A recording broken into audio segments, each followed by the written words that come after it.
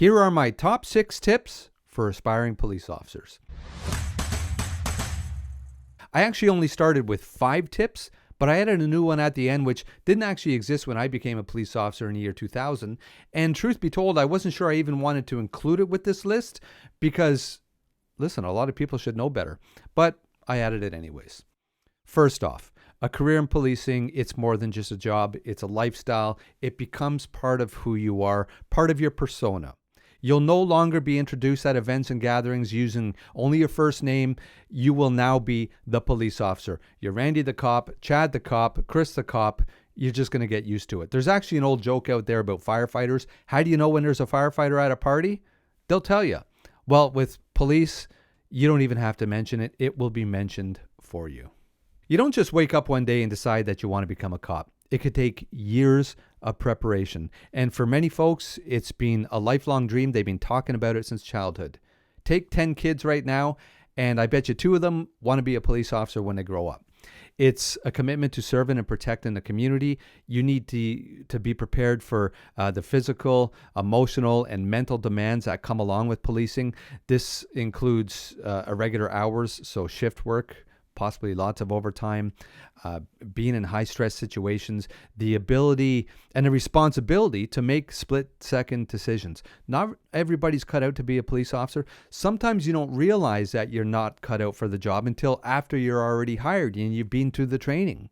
There's plenty of people who leave the job within a couple months or even years after being hired, and you know what? There's nothing wrong with that. You move on. I've mentioned before that I come from a police family. I've been exposed to policing my entire life. My father was a police officer for 30 years in the largest municipal police service in the country. My parents had 5 boys. 4 of us became police officers. My older brother became a police officer first, then my younger brother, then I became a police officer, and then my other younger brother, the 5th brother, is a doctor. So I'm going to give you my honest advice, which I always do. Let's get into it. Number 1. Try not to break the law too much. Oh, okay, why do I say it like that? Sounds ridiculous. I say too much because, listen, if you're going a couple kilometers or miles over the speed limit, you're breaking the law, okay? And dare I say, everybody breaks the law sometimes. But there's a difference between getting a speeding ticket for going 10 over the limit a few years ago compared to getting charged with stunt driving, so you're going 60, 70 kilometers an hour over the speed limit 6 months ago. Of course there's a difference, and you have to take that into consideration because I'm telling you, the police services of recruiters, they will take that into consideration. Okay, committing theft when you're 14 years old or 15 years old at a store is certainly a lot different and will be looked upon differently than committing robbery 6 months ago. Number 2, watch your friends and build a strong ethical and moral foundation. You can't control your family, but you can control your friends. And if you're hanging out with folks who are up to all kinds of trouble, causing all kinds of mischief, it will reflect poorly on you. And I'll say this, even if you're not up to anything, but there's been a police report on file, whatever the case is, and you're there, you didn't do anything wrong, but you were there, it's still going to come up, okay? And it is going to reflect poorly on you, as you should. Integrity and ethics are the cornerstones of policing. Your decisions will be scrutinized both internally and publicly. So again, it's absolutely vital to uphold the law and your moral principles. A strong ethical foundation will guide you through difficult choices, build trust within the community, which everybody is pushing these days because it's important. You should not be hanging out with people who don't agree with you, but put you in those types of situations. It's not worth it. Number 3, develop strong communication skills.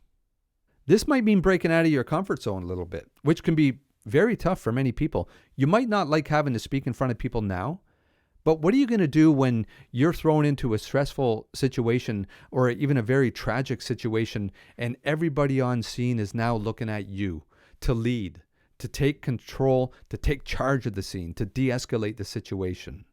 And this could also mean communicating through body language, how you carry yourself. It can start as soon as you get out of your car with, again, your own body language. It takes seconds for somebody to size you up. And I don't mean your height or your weight. Carrying yourself with confidence makes a huge difference. Imagine some police officer getting out of the car and panicking. They're in a panic. Listen, I'm sure you could find videos about this online. It's not pretty. Effective communication is very important in policing. It's key. You're going to need to interact with people from all walks of life, often in very stressful situations. Being able to listen, de-escalate tense situations, and convey information clearly and respectfully will help you build trust and handle conflicts effectively. The skill is crucial for both community interactions and teamwork with fellow officers. I was given this advice years ago, and I actually followed it. I remember my partner and we received a radio call for a fight at a very large mall. And we were both new at the time, probably about 6 months on.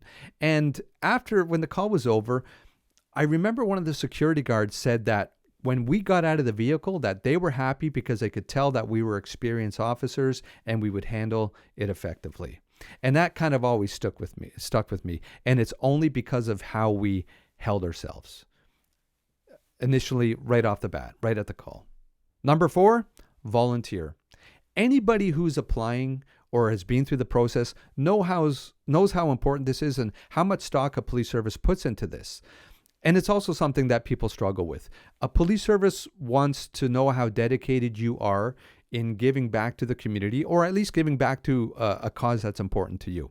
And people struggle with this because, well, listen, it's not like 50, 60 years ago where they're hiring a lot of younger officers right out of high school. People have jobs, they have careers, they have families, responsibilities.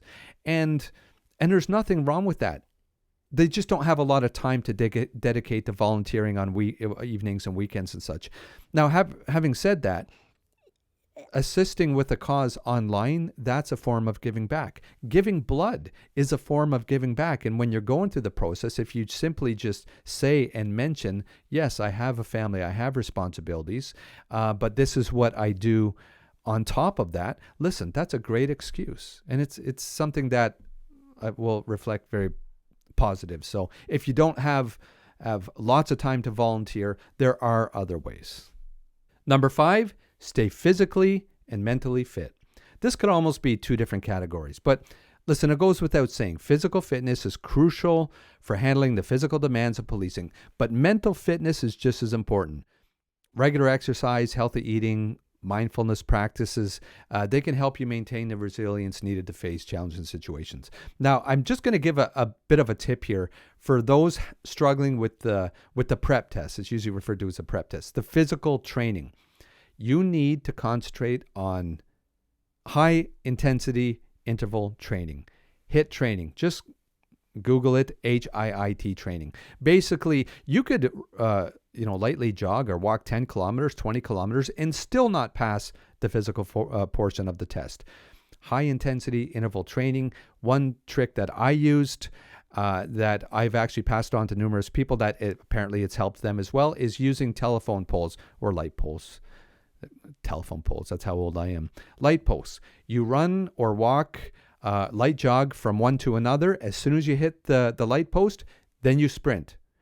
You reach the next one, you walk, light jog, then you hit the next one again, and you sprint, and you just continue to do this. High intensity interval training.